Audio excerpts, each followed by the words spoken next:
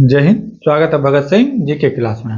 हम लोग देख रहे थे बीपीएससी के टेस्ट सीरीज के क्वेश्चन पेपर जो कि 71 में बीपीएससी के लिए बहुत ही उपयोगी साबित होने वाला है। तो हम लोग पिछले क्लास में 106 क्वेश्चन नंबर तक के क्वेश्चन देख लिए थे। आज उससे आगे देखेंगे 107।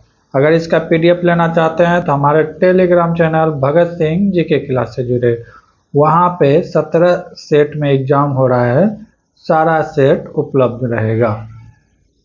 ठीक है, तो देखते हैं आज का पहला क्वेश्चन। क्वेश्चन क्या है? 107 नंबर क्वेश्चन। किस मंत्रालय ने यह बेहतर बुनियादी ढांचे के माध्यम से अन्याय प्रदान करने के मूल्यांकन हेतु अनुभवज्ञ अध्ययन का शीर्षक से रिपोर्ट प्रकाशित की है? ये किसके द्वारा किया गया है? ये विधि व अन्याय मंत्रालय के द्वारा। थोड़ा सा हम दिमाग लगाते तो यहाँ पे अन्याय लिखा हुआ है, और अन्याय प्रदान कौन कर सकता है? गृह मंत्रालय तो नहीं होगा, तो विधि एवं अन्याय मंत्रालय ही होगा। Option number B is the right answer होगा। ठीक है, इसी के माध्यम से रिपोर्ट जारी किया जाता है। अगले क्वेश्चन की ओर बढ़ते हैं। अगला क्वेश्चन है, अंजी खोड्डा पुल के बारे में निम्नलिखित में कथन पर विचार कीजिए। यह भारत का पहला केबल स्टैंड रेल पुल है जो कि 11 महीने में पूरा हुआ, और पुल में प्रत्येक केबल स्टैंड की कुल लंबाई 653 किलोमीटर है। तो ये बात क्या है? सही है। आगे क्या कर रहा है कि अंजी खड्डा चिनाब रेल पुल का दूसरा नाम है जो दुनिया का सबसे ऊंचा रेलवे आर्चर बीच है। नहीं, ये गलत है। ये क्या है? गलत है। अगला क्या कर रहा है? यह चिनाब नदी के दक्षिण में गहरी अंजी नदी घाटी में फैला हुआ है और उधमपुर श्रीनगर बारामूला रेल लाइन के कटरा बनियाल खंड को जोड़ता है। ये सही है। तो इसका राइट आंसर ऑप्शन क्या हो जाएगा? Option number C. अगर इसकी बात की जाए तो नदी तल से इसकी ऊंचाई की बात किया जाए कि ये ब्रिज की ऊंचाई कितना है, तो ये है 359 मीटर। कितना है? 359 मीटर ऊंचा है। जबकि कुतुब मीनार की बात किया जाए तो इसकी लंबाई की ऊंचाई कितना है? 72 मीटर है। इससे कई 5 गुना लंबा है। अगर एफिल टावर की बात किया जाए तो एफिल टावर से भी इसकी लंबाई 35 मीटर अधिक है। यानी कि एफिल टावर की बात करें तो इसमें 35 घटा दीजिए, कितना होता है? 4, ये हो गया 324 मीटर है। जबकि एफिल टावर से भी 35 मीटर ऊंचा है। अगर ये ब्रिज की लंबाई की बात किया जाए, इस ब्रिज की लंबाई की बात किया जाए तो वो कितना है? 1315 मीटर है। कितना है? 1315 मीटर है ब्रिज की लंबाई। ठीक है, तो ये कुछ खास बातें थे जो ब्रिज में, जो कि कटरा आप जा सकते हैं बहुत अच्छे से, आराम से। बहुत ही बेहतरीन कलाकारी दिखाया गया है। आप जाके देख सकते हैं, देखने लायक भी जगह है। अगले क्वेश्चन की ओर बढ़ते हैं। हाल ही में केंद्रीय मंत्रिमंडल के किसानों के कल्याण में सुधार के लिए 14,235.30 करोड़ की योजना को मंजूरी दी गई। निम्नलिखित में कौन सी योजना स्वीकृति योजना में से एक नहीं है? तो इसमें क्या क्या है पहले वो देख लेते हैं। ठीक है, तो डिजिटल कृषि मिशन है, ये तो है। इसमें पूछा है नहीं है तो वो छांटना है। इसमें सतत पशु स्वास्थ्य और उत्पाद है, ये भी है। ग्रामीण रोजगार गारंटी ए नहीं है, ये तो मनरेगा का चीज है। ये क्या है? मनरेगा का चीज है। कृषि विज्ञान केंद्र का शुद्धिकरण, ये एकदम सही है। इसमें और भी था, खाद्य पोषण सुरक्षा था। अगर और 4 नंबर में देखा जाए तो क्या था? खाद्य पोषण सुरक्षा था, कृषि शिक्षा प्रबंधन ये सब भी था, सतत पशुधन स्वास्थ्य उत्पादन वो भी था, बागवानी था, और क्या कहते हैं कृषि वैज्ञानिक था, प्राकृतिक संसाधन संबंध था। तो ये सब पॉइंट इसके अंतर्गत केंद्रीय मंत्रिमंडल के किसान के अंदर कल्याण हेतु रखा गया था। ठीक है, और पैसा भी पूछ सकता है, तो ये देख लीजिए कितना है? 14,235.30 करोड़ रुपए। तो ये भी पूछ सकता है, कोई बड़ी बात नहीं है। अगले क्वेश्चन की ओर बढ़ते हैं। अगला क्वेश्चन है, हाल ही में किस देश ने वर्चुअल प्रारूप में तीसरे voice of global south meeting 2024 की मेजबानी की है? तो ये मेजबानी कौन किया है? भारत किया है। कौन किया है? भारत किया था। कब हुआ था ये? तो ये हुआ था 17 अगस्त 2024 को। कब हुआ था? 17 अगस्त 2024 को। इसमें यानी कि भारत के पीएम नरेंद्र मोदी का महत्वपूर्ण भूमिका रहा था सबका साथ, सबका विकास, सबका विश्वास और सबका प्रयास दृष्टिकोण से। ठीक है, ये दृष्टिकोण रखा गया था। अगले क्वेश्चन की ओर बढ़ते हैं। अगला क्वेश्चन है, हाल ही में भारत ने Jam Sahab of Nawanagar youth exchange programme किस देश के साथ शुरू किया है? तो किसके साथ किया है? यह पोलैंड के साथ किया है। किसके साथ किया गया है? पोलैंड के साथ। इसका मुख्य उद्देश्य क्या है? तो दोनों देशों के बीच सांस्कृतिक शिक्षा संबंध को क्या करना है? मजबूत करना है। 20 पोलिश को, यानी कि 20 पोलिश पोलैंड के निवासियों को भारत लाना है। 20 पोलिश युवाओं को भारत लाना था, इसका मेन अर्थ। तो भारत और पोलैंड के बीच हुआ है Jam Sahab of Nawanagar youth exchange programme. किस देश के साथ हुआ है? तो पोलैंड के साथ हुआ है। ये सब क्वेश्चन आने के ज्यादातर संभावना है। अगले क्वेश्चन की ओर बढ़। अगला क्वेश्चन है, प्रवासी भारतीय सम्मान 2025 के बारे में दिए गए कथन पर विचार करें। क्या कर रहा है? कुल 27 गणराज्य व्यक्तियों को प्रवासी भारतीय सम्मान पुरस्कार प्रदान किया गया है। तो ये क्या है? बिल्कुल सही है, 27 आदमी को दिया गया है। ठीक है, अगला क्या कर रहा है? अगला क्या कर रहा है? त्रिदंडदाद और टबंगो को 7वें राष्ट्रपति महामहिम क्रिस्टन कार्ला कालुंगा को भी यह पुरस्कार प्राप्त है। बिल्कुल सही है, ये भी क्या है? बिल्कुल सही है। अगला क्या कर रहा है? राबाडा ने बोथाला सुबैया सेक्टी रमेश बापू यह सब पुरस्कार प्राप्त करता है। तो ये सब को पुरस्कार नहीं दिया गया है। ठीक है, 18वें प्रवासी भारतीय दिवस सम्मेलन 2025 का विषय है प्रवासी अमृतकाल में भारत की प्रगति के लिए विश्वसनीय भागीदार। नहीं, ये जो इसका थीम है ये गलत है। बाकी 18वें प्रवासी दिवस 2025 में हुआ था, लेकिन इसका थीम क्या था? इसका थीम था विकसित भारत में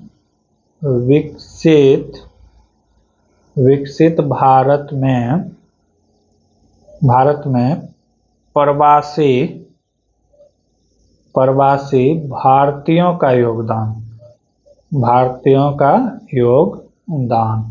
थीम क्या है? 18वें 2025 में जो प्रवासी सम्मेलन हुआ है, विकसित भारत में प्रवासियों भारत का योगदान, ये थीम रखा गया है। तो इस तरह इसका राइट आंसर क्या होने वाला है? ऑप्शन नंबर 1 और 2 ही सही है, बाकी ये दोनों क्या है? गलत है। बढ़ते हैं अगले क्वेश्चन की ओर।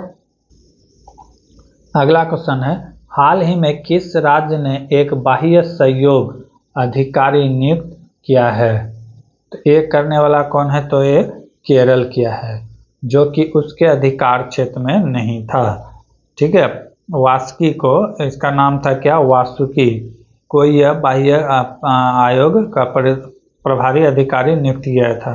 कुछ दिन के बाद ही विदेश मंत्रालय से ये नोटिस भेज दिया गया कि ये काम राज्य सरकार का काम नहीं है, ये केंद्र सरकार का काम है। इस तरह का अधिकारियों का नियुक्त करना राज्य सरकार के काम नहीं है। ठीक है, तो ये कौन सा राज्य था? तो केरल राज्य था। अगले क्वेश्चन की ओर बढ़ते हैं। अगला क्वेश्चन है, वर्तमान में कौन सा देश IPEF आपूर्ति श्रृंखला परिषद की अध्यक्षता कर रहा है, जबकि भारत इसका उपाध्यक्ष है? तो इसका राइट आंसर क्या होने वाला है? अमेरिका। क्या होने वाला है? अमेरिका। IPEF का फुल फॉर्म होता है इंडो पैसिफिक इकोनॉमिक फ्रेमवर्क क्या होता है? Indo Pacific economic framework, fame for, ठीक है, स्थापित किया गया था। इसमें 13 देश शामिल है। इसमें कितना देश शामिल है? 13 देश को शामिल किया गया है। इसका मुख्य काम क्या है? तो आर्थिक कल्याण के लिए है कि लोगों का आर्थिक कल्याण हो सके, ठीक है। इसका आपूर्ति से या इसका उद्घाटन का बैठक कहाँ हुआ था? तो अमेरिका में हुआ था। 2 साल के लिए इसका अध्यक्ष रहेगा अमेरिका, और भारत है उपाध्यक्ष। कौन है? भारत उपाध्यक्ष है 2 साल के लिए। अगले क्वेश्चन के और बढ़। अगला क्वेश्चन है, हाल ही में खबरों में रहा सेंट मार्टिन द्वीप किस जल निकाय में स्थित है? तो ये देखा जाए तो बंगाल की खाड़ी पर स्थित है। कहाँ पे है? तो बंगाल की खाड़ी पर। ये सेंट मार्टिन जो थे ये ब्रिटेन के कौन थे? तो ये ब्रिटेन के गवर्नर के नाम पे रखा गया था। एक द्वीप है बांग्लादेश में, ठीक है। जबकि इस द्वीप को अभी क्या किस नाम से भी जाना जाता है? तो इसको जंजीरा से नाम से जाना जाता है। ये फिर नारियल द्वीप से ना जाना जाता है, नारियल द्वीप के नाम से भी जाना जाता है, ठीक है। अगले क्वेश्चन की ओर बढ़ते हैं। अगला क्वेश्चन है, सोनमार्ग सुरंग के बारे में निम्नलिखित कथनों पर विचार करें। क्या करा है? यह लगभग 22 किलोमीटर लंबी है और इसका निर्माण 3700 करोड़ रुपए से अधिक की लागत से हुआ है। तो एक गलत है, 22 नहीं होगा, 12 किलोमीटर है। कितना है? 12 किलोमीटर है। और ये रुपया जो है 3700 करोड़ नहीं है, ये रुपया कितना है? 2700 करोड़ है। कितना है? 2700 करोड़। तो इस तरह पहला स्टेटमेंट क्या हो गया? गलत हो गया। अगला क्या कह रहा है? इसमें 6.4 किलोमीटर लंबी सोनमार्ग मुख्य सुरंग, एक निकास सुरंग और पहुंच मार्ग शामिल रहेगा। ये बिल्कुल क्या है? सही है। सेकेंड वाला क्या है? सही। तीसरा क्या कह रहा है? सोनमार्ग सुरंग जम्मू और कश्मीर के बंदेरबल जिले में गगनगिर और सोनमार्ग को जोड़ती है। बिल्कुल सही है। 2 और 3 क्या है? सही है। Option number B is the right answer. अगले क्वेश्चन की ओर बढ़ते हैं। अगला क्वेश्चन है, जलवायु परिवर्तन संयुक्त राष्ट्र फ्रेमवर्क कन्वेंशन की चौथी द्विवार्षिक अद्यतन रिपोर्ट के अनुसार बारे में निम्नलिखित कथनों पर विचार करें। क्या करा है? जलवायु परिवर्तन पर संयुक्त राष्ट्र फ्रेमवर्क कन्वेंशन को भारत की चौथी द्विवार्षिक उद्घोषण रिपोर्ट 30 दिसंबर 2024 को प्रस्तुत की गई थी। तो ये बिल्कुल क्या है? सही है। आगे क्या करा है कि 2020 में भारत के कुल GHG उत्सर्जन में 2019 की तुलना में इतना प्रतिशत की वृद्धि हुई है। वृद्धि नहीं हुई है, कमी हुई है। क्या हुआ है? कमी हुआ है। 7.93% के क्या हुआ है? कमी हुआ है CO2 के उत्सर्जन से, ठीक है। आगे तो ये क्या हो गया? गलत हो गया। अगला क्या है?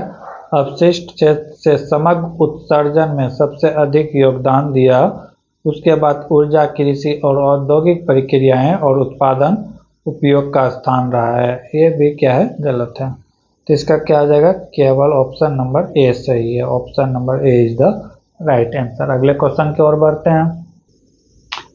अगला क्वेश्चन क्या है? हाल ही में सरकार ने संशोधित मॉडल कौशल ऋण योजना के तहत अधिकतम ऋण सीमा 1.5 लाख से बढ़ाकर कितना कर दिया गया है? तो 1.5 लाख से बढ़ाकर कितना कर दिया गया है? 7.5 लाख कर दिया गया है। यानी कि इससे 5 गुना ज़्यादा किया गया है, ठीक है। तो कितना कर दिया है? 7.5 लाख कर दिया गया है। न्यू मॉडल कौशल ऋण योजना क्या है? न्यू मॉडल कौशल ऋण योजना। अगले क्वेश्चन की ओर बढ़। अगला क्वेश्चन, हाल ही में प्रधानमंत्री द्वारा कितने उच्च उपज देने वाली जलवायु अनुकूल और जैव सशक्त फसल किस्म जारी की गई है।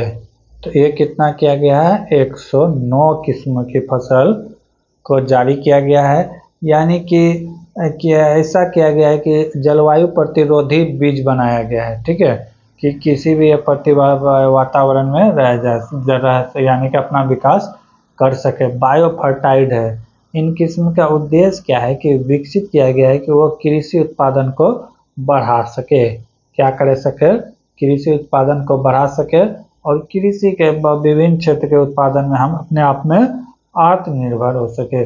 इसमें जो है बीच में सारा चीज का ध्यान रखते हुए किया गया है, विटामिन हो, खनिज हो, ये सारा चीज में सुधार किया गया है। बढ़ते हैं अगले क्वेश्चन की ओर। तो इसका राइट आंसर क्या हो गया, 109 फसल को।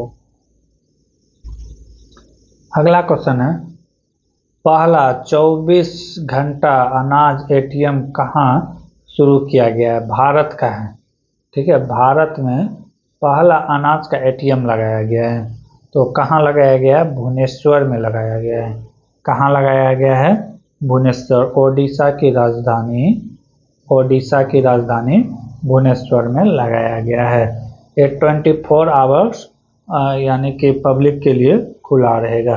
इसमें क्या होगा कि आप पैसा लेके जाइए और अनाज आपको मिल जाएगा, ठीक है। ये भारत का पहला क्या कहते हैं, अनाज का एटीएम लगाया गया है, ठीक है। अगले क्वेश्चन की ओर बढ़ते हैं। भारत क्या विश्व में भी बोल सकते हैं, विश्व में भारत का इकलौता शहर भुवनेश्वर है जहां अनाज के लिए एटीएम लगाया गया है। एटीएम लगाया गया है। अगले क्वेश्चन की ओर बढ़ते हैं। अगला क्वेश्चन है, भारत के परमाणु और खनिज अवशोषण के संबंध में निम्नलिखित कौन सा कथन सही है? क्या कह रहा है कथन? परमाणु खनिज के अवशोषण से अनुसंधान निर्देशालय AMD को कर्नाटक ने मांड्या में 1600 टन लिथियम मिला है। तो ये क्या है? बिल्कुल सही है। 1600 टन वहाँ पे लिथियम मिला है। कितने? 3 चरणों में ये पुष्टि किया गया है, ठीक है। कितने चरणों में पुष्टि किया गया है? 3 चरणों में किया गया है। और कहाँ मिला है? तो ये क्या कहते हैं कि छत्तीसगढ़ के कोरबा जिले में लिथियम का अवशोषण कर रहा है, ठीक है। छत्तीसगढ़ के कौन से जिला? तो क्या कहते हैं कि कोरबा जिला में लिथियम का अवशोषण मिल रहा है। अगला क्या कर रहा है? परमाणु ऊर्जा विभाग DAE ने हाल ही में हिमाचल प्रदेश के मनसाल बल क्षेत्र में सतही यूरेनियम की उपस्थिति की पहचान की है। तो ये बात क्या है? गलत है। ये बात क्या है? गलत है। ये वहाँ नहीं किया गया है। ये कहाँ किया गया है? तो हिमाचल प्रदेश के जो गांव का नाम है वो यहाँ पे गलत दिया हुआ है। हमीरपुर पर किया गया है। कहाँ किया गया है? हमीरपुर में किया गया है। मनसब बल क्षेत्र में नहीं। कहाँ किया गया? हमीरपुर जिले के मनसब सतह में यूरेनियम की उपस्थिति की पहचान करते हुए एक प्रारंभिक सर्वेक्षण किया गया है, ठीक है। अगले क्वेश्चन की ओर बढ़ते हैं। इसका राइट आंसर क्या आ जाएगा? ऑप्शन नंबर ए, सिर्फ ए है। अगले क्वेश्चन की ओर बढ़ अगला क्वेश्चन है, भारत के प्रथम पुनः प्रयोजक हाइब्रिड रॉकेट का नाम क्या है? इसका नाम क्या है? RHUMI। कौन सा ऑप्शन है? RHUMI। ऑप्शन नंबर ए सही है, ठीक है। ये कहाँ से लॉन्च किया गया है? तो तमिलनाडु के स्टार्टअप स्पेस जोन से इसे छोड़ा गया है। अगले क्वेश्चन की ओर बढ़ते हैं। अगला क्वेश्चन है, हाल ही में DRDO द्वारा Su-30 के MKI से परीक्षण किए गए लॉन्च रेंज गाइडर बम का नाम क्या रखा गया है? तो इसका नाम रखा गया है गौरव। क्या नाम रखा गया है? गौरव। क्या नाम रखा गया है? गौरव रखा गया है। ये किसके द्वारा विकसित किया गया है? तो DRDO के द्वारा विकसित किया गया है। पहला सफल उड़ान परीक्षण किया गया। यह परीक्षण कहाँ किया गया? तो ओडिशा में किया गया, ओडिशा के तट पर। यह भी पूछ सकता है कहाँ किया था? तो ओडिशा के तट पर किया गया था। अगले क्वेश्चन की ओर बढ़ते हैं। अगला क्वेश्चन है, वेब शिखर सम्मेलन 2025 किस भारतीय शहर में आयोजित किया गया था? तो ये कहाँ आयोजित किया गया है? मुंबई में। कहाँ आयोजित किया गया है? मुंबई में। वेब शिखर सम्मेलन 2025 का आयोजन कहाँ हुआ है? तो मुंबई में। ये विश्व का पहला वर्चुअल मनोरंजन शिखर सम्मेलन था, जो कब से कब हुआ था? 1 मई से 4 मई के बीच। 1 मई से 4 मई के बीच 2025 कहाँ हुआ? तो मुंबई में हुआ था। ठीक है, अगले क्वेश्चन की ओर बढ़ते हैं। अगला क्वेश्चन है, निम्नलिखित में कौन सा राज्य सकल पर्यावरण उत्पाद सूचकांक लॉन्च करने वाला पहला भारतीय राज्य बन गया है? एक कौन बना है? तो ये उत्तराखंड बना है। कौन सा राज्य बना है? तो उत्तराखंड बना है। अगले क्वेश्चन की ओर बढ़। अगला क्वेश्चन है, किस देश द्वारा जलवायु वित्तीय कार्रवाई कोष की शुरुआत की गई है? एक किसके द्वारा किया गया है? अजरबैजान के द्वारा किया गया है, जो कि जलवायु परिवर्तन पर संयुक्त राष्ट्र फ्रेमवर्क कन्वेंशन के पक्षकारों का 29वां सम्मेलन होने के वाला है। और ये कहाँ होगा? तो अजरबैजान में। कब से स्टार्ट हुआ, यानी कि कब हुआ था? तो 19 जुलाई। ठीक है, इसका मेन मुद्दा क्या था? तो विकासशील देश के जो जलवायु परिवर्तन है उससे लड़ने में मदद करेगा। इसका मेन मोटिव यही था, जलवायु परिवर्तन जो विकासशील देशों में, क्योंकि विकासशील देश ज़्यादा प्रदूषण करते हैं विकसित देशों के तुलना में, तो उसमें कंट्रोल करने के लिए। अगले क्वेश्चन की ओर। अगला क्वेश्चन है, वर्ष 2024-25 के लिए प्रमुख कृषि फसलों खरीफ और रबी के उत्पादन के दूसरे अग्रिम अनुमानों के बारे में निम्नलिखित कथन पर विचार करें। कथन क्या है? खरीफ खाद्य उत्पादन 166,391 लाख मीट्रिक टन और अरबी फसल का उत्पादन 1,645.27 लाख मीट्रिक टन अनुमानित है। तो ये क्या है? बिल्कुल सही है। अगला क्या कर रहा है कि गेहूं का उत्पादन 1154.030 लाख मीट्रिक टन अनुमानित है। ये भी बात क्या है? सही है। आगे क्या कर रहा है? श्री अन्य रबी फसल का उत्पादन इतना टन लाख मीट्रिक टन और खरीफ फसल का उत्पादन इतना लाख मीट्रिक टन अनुमानित है। ये तो सही है, लेकिन ये डाटा जो है उल्टा कर दिया है। ये डाटा खरीफ फसल का है। खरीफ फसल का कितना है? खरीफ फसल का है 137.52 लाख मिलियन टन, और ये जो डाटा है आपका रबी का है। रबी का कितना है? 3081 लाख मीट्रिक टन। तो ये इस तरह तीसरा नंबर क्या हो जाएगा? गलत हो जाएगा। 1 और 2 क्या हो जाएगा? सही हो जाएगा। इसमें डाटा एक्सचेंज कर दिया था, इसीलिए क्या हो जाएगा? गलत। तो option number A is the right answer होने वाला है। अगले क्वेश्चन की ओर। अगला क्वेश्चन है, राष्ट्रीय पंचायती राज दिवस 2025 के दौरान किस ग्राम पंचायत को आत्मनिर्भर पंचायत विशेष पुरस्कार रैंक 1 प्राप्त हुआ है? रैंक 1 किसको प्राप्त हुआ है ये बताना है। तो ये किस को हुआ? तो मॉल ग्राम पंचायत रंगारेड्डी जिला तेलंगाना का एक पंचायत है जो कि अब आत्मनिर्भर है। ठीक है, रैंक 1 दिया गया है। गोंदिया जिला महाराष्ट्र में, और भी एक राज्य है लेकिन उसका इसमें नाम नहीं लिखा हुआ है, उसको भी रैंक 1 मिला था, गोंदिया जिला। ठीक है, रैंक 1 में भी ये आता है। रैंक 1 प्राप्त हुआ है तो वो है तेलंगाना का। ठीक है, और कुछ है क्या? नहीं।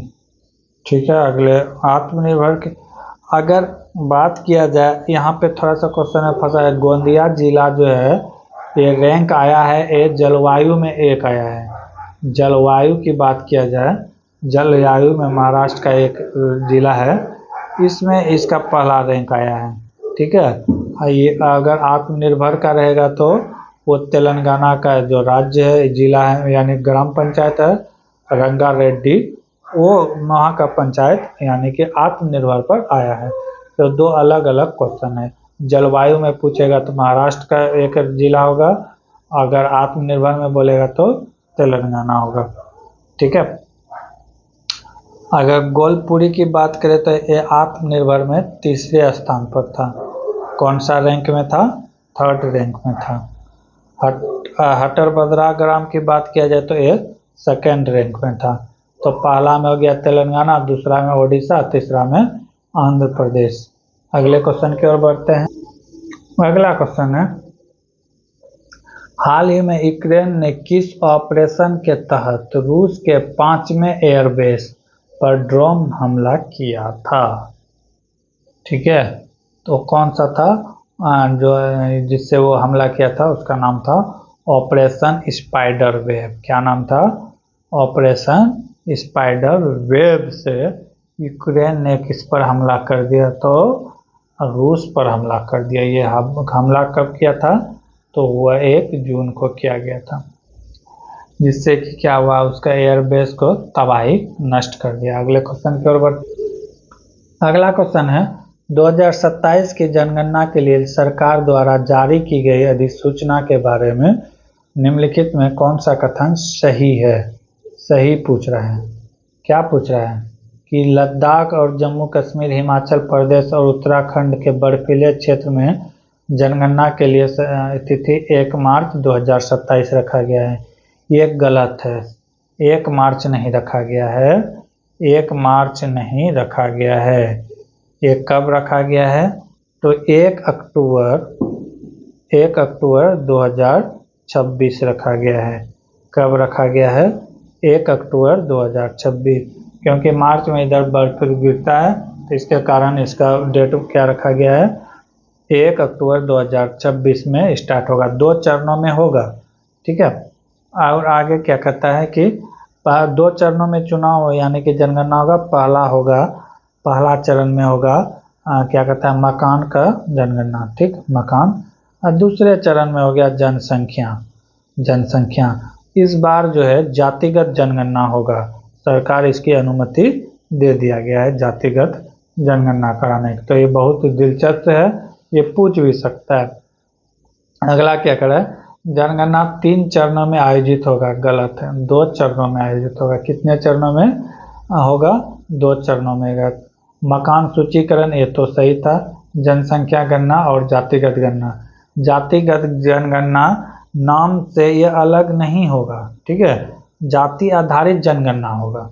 जिस समय जनसंख्या काउंट किया जाएगा, जिसके घर में गया तो उसका नाम लिखेगा, जाति उससे पूछ लिया था। ये अलग से नहीं होगा कि एक चरण होगा, ऐसा नहीं है। तो 2 ही चरण है, एक मकान सूचीकरण और दूसरा जातिगत जनगणना। क्या होगा? जातिगत जनगणना। आगे क्या कर रहा है? आगे क्या कर रहा है इसमें आगे क्या कर रहा है? आगे क्या कर रहा है कि जनगणना में लगभग 34 लाख गणनाकार और पर्यवेक्षक 1.3 लाख जनगणना अधिकारी तैनात किए जाएंगे। बिल्कुल सही है, इतना आदमी इसमें भाग लेंगे। क्या कर रहा है कि यह जनगणना भारत की स्वतंत्रता के बाद 10वीं जनगणना है? नहीं, ये अगर जनगणना होगा तो 8वीं जनगणना होगा स्वतंत्रता के बाद। अगर भारत की कुल जनगणना की बात करें तो 16वीं जनगणना होगा। अभी तक 2011 में जो हुआ था वो 15वीं जनगणना था। ठीक है, अगर आज़ाद भारत की बात किया जाए तो वो यानी कि 7वीं जनगणना हो जाएगा। अगले क्वेश्चन की ओर बढ़ते हैं। अगला क्वेश्चन क्या है, संविधान की प्रस्तावना से संबंधित निम्नलिखित कथनों पर विचार कीजिए। क्या करा पहला, भारतीय संविधान की प्रस्तावना सर BN राव द्वारा प्रस्तुत उद्देश्य प्रस्तावित पर आधारित है। पहला कथन क्या है, गलत है। पहला कथन क्या है, गलत है।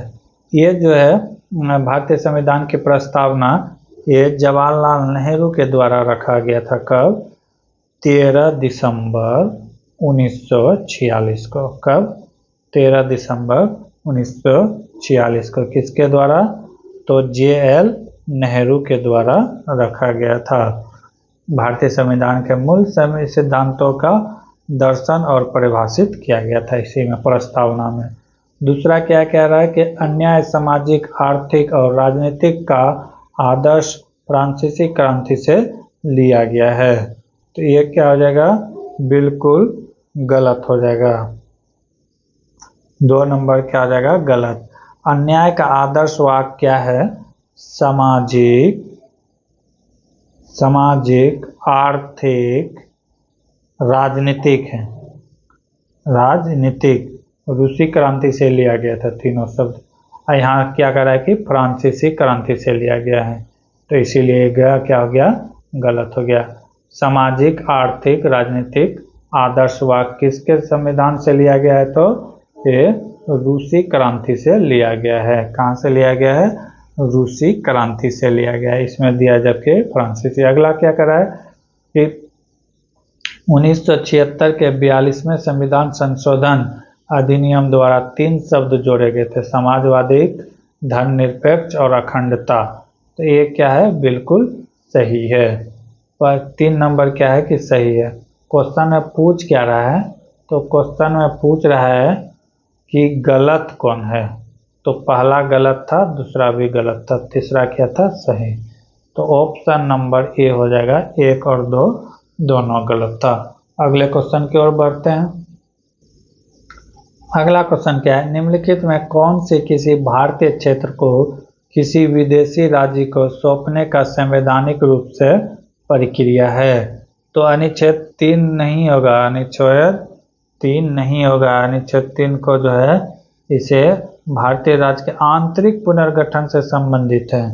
भारत का आंतरिक, जैसे भारत का कोई राज्य है, जैसे यूपी को अलग कर देंगे तो अनुच्छेद 3 के अंतर्गत आता है। लेकिन अगर कोई भी अपना पार्ट हम दूसरे देश को या बांग्लादेश को या पाकिस्तान या नेपाल को देंगे तो यह संविधान संशोधन के अंतर्गत आएगा, अनुच्छेद 368 के तहत आएगा। तो इसका राइट आंसर क्या हो जाएगा, अनुच्छेद 368 के तहत संविधान संशोधन करके देना पड़ेगा, लोकसभा राज्यसभा में दोनों में पारित करा के।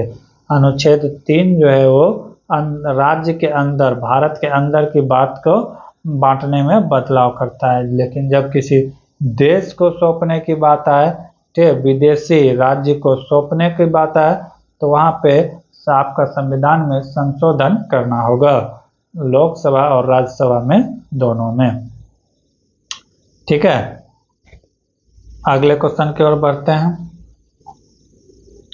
क्वेश्चन क्या है कि भारतीय संविधान में राजनीतिक निर्देशक सिद्धांत DPSP के संबंध में निम्नलिखित में कौन सा युग्म सही है। अनुच्छेद 39 का ये क्या कर रहा है कि सरकारी समिति को बढ़ावा देना, ये नहीं कहता है। 39 का ये क्या कहता है कि समान अन्याय सुनिश्चित करने के लिए निःशुल्क कानून व्यवस्था प्रदान की जानी चाहिए। ठीक है, क्या इसके लिए क्या है, गरीबों के लिए मुफ्त कानून नहीं, वो क्या कहता है, सामान्य नागरिक, समान अन्याय के लिए निःशुल्क कानून व्यवस्था होना चाहिए। अनुच्छेद 42 का भी क्या खड़ा है, गरीबों को मुफ्त कानूनी सहायता, तो ये भी क्या है, गलत है। अनुच्छेद 42 जोड़ा गया है 97 संविधान संशोधन के द्वारा। कौन सा संविधान संशोधन के द्वारा, 97 संविधान संशोधन के द्वारा जोड़ा गया है, जिसमें कि क्या कहा गया है कि कानूनी सहायता के बारे में कहा गया है कि सरकारी समिति को बढ़ावा देने के बारे में है। सरकारी समिति भी जितना है तो ये वाला था कि इससे को बढ़ावा देना। 1 नंबर क्या ए था, ठीक है, यानी कि ये इसका व्याख्या करता था। संविधान कौन सा संविधान संशोधन? 97 अमेंडमेंट के बाद। अनुच्छेद 48 क्या है? गाय एवं वध पर प्रतिबंध और उनकी नस्ल में सुधार। बिल्कुल सही है। 48 अनुच्छेद इसी बात का वर्णन करता है कि गाय हो या फिर अन्य दुधारू पशु हो, उसके वध पर यानी कि हत्या पर रोक लगे और उसका नस्ल में सुधार किया जा सके। और ये जो है 48 आर्टिकल्स एक गांधीवादी सिद्धांत के प्रतिबंधित करता है, क्योंकि गांधी का भी यही विचारधारा था। तो option C is the right होगा। 47 में है कि पोषण आहार, राज्य अपने जनता को क्या खाना में बंद कर सकता है, क्या खिला सकता है, ये उसके अंतर्गत आता है। तो इसका राइट आंसर हो जाएगा ऑप्शन नंबर सी, आर्टिकल्स 48। अगले क्वेश्चन की ओर बढ़। कौन सा अनुच्छेद कहता है कि देश के शासन में नीति निर्देशक सिद्धांत मौलिक है? तो एक कौन सा अनुच्छेद? अनुच्छेद 37 में कहा जाता है डीपीएसपी देश में मौलिक शासन है। डीपीएसपी कौन सा अनुच्छेद? 37 में। अगले क्वेश्चन की ओर बढ़ते हैं। अगला क्वेश्चन क्या कह रहा है? भारतीय संविधान में मौलिक कर्तव्य के संबंध में निम्नलिखित में कौन सा कथन सही है? क्या कह रहा है कि सरदार स्वर्ण सिंह समिति ने मौलिक कर्तव्य को अन्योचित बनाने की सिफारिश की, लेकिन इसे स्वीकार नहीं किया गया। बात बिल्कुल क्या है? सही है, इसे स्वीकार नहीं किया गया था। अगला अनुच्छेद 51 के अंतर्गत मौलिक कर्तव्य केवल भारत के नागरिकों पर लागू होता है, विदेशियों पर नहीं। यह भी बात बिल्कुल सही है। जिम्मेवारी किस पर है? तो भारतीयों पर है, विदेशी पर नहीं। बिल्कुल सही है। अगला क्या करा है कि 86वां संविधान संशोधन 2002 6 से 14 वर्ष की आयु के बच्चे को शिक्षा प्रदान करने के कर्तव्य 11वें मौलिक अधिकार के रूप में जोड़ा गया है। बिल्कुल सही है। 1 2 3 तीनों सही है। Option number D is the right answer. अगले क्वेश्चन की ओर बढ़। अगला क्वेश्चन है भारतीय निर्वाचन आयोग की शक्तियां और कार्य के संबंध में निम्नलिखित में कौन सा कथन सही है? सही पूछ रहा है। पहला क्या कर रहा है? यह राजनीतिक दलों के पंजीकरण और गैर पंजीकरण कर सकता है तथा दलों की मान्यता और चुनाव चिन्ह से संबंधित विवादों में अर्ध न्यायिक प्राधिकरण के रूप में कार्य करता है। ये बिल्कुल सही है। अगला क्या कर रहा है? यह पंचायत और नगर पालिकाओं सहित निर्वाचन क्षेत्र की स्वतंत्र रूप से परिसीमन करता है। तो ये गलत है, ये इसके लिए नहीं करता है। इसके लिए कौन करता है? राज्य चुनाव आयोग। कौन करता है? तो राज्य चुनाव आयोग का काम है कि पंचायत और नगर पालिका का कराना। ये होता है स्टेट सेंट्रल लेवल पर। आगे क्या कर रहा है कि तो 2 नंबर क्या है? गलत है। 3 नंबर क्या है? यह सांसदों और विधायकों की अयोग्यता के संबंध में राष्ट्रपति और राज्यपाल को सलाह देता है। बिल्कुल सही है, ठीक है, ये क्या है? बिल्कुल सही है। आगे क्या कर रहा है? यह संसद, राज्य विधानमंडलों तथा राष्ट्रपति एवं उपराष्ट्रपति के पदों के लिए होने वाले चुनाव का प्रक्षेपण करता है। तो ये भी बिल्कुल सही है। अनुच्छेद 324 के तहत चुनाव करा सकता है। तो ये सब क्या है? सही। कौन कौन सही है? 1 3 और 4 सही है। 1 3 और 4 option number 1 is the right answer. अगले क्वेश्चन की ओर बढ़ते हैं। अगला क्वेश्चन क्या है? अभिकथन है उपाध्यक्ष अध्यक्ष के अधीनस्थ नहीं होते हैं, ठीक है। ये क्या है? ये बिल्कुल क्या है? सही है, उसके अंतर्गत तो नहीं आता है। आगे क्या कर रहा है? कारण उनकी नियुक्ति सीधे सदन के अध्यक्ष द्वारा की जाती है। क्या कर रहा है कि उसकी नियुक्ति सीधे अध्यक्ष के द्वारा किया जाता है? नहीं, ये गलत है। उसकी नियुक्ति कौन करता है? तो लोकसभा के सदस्य के द्वारा किया जाता है।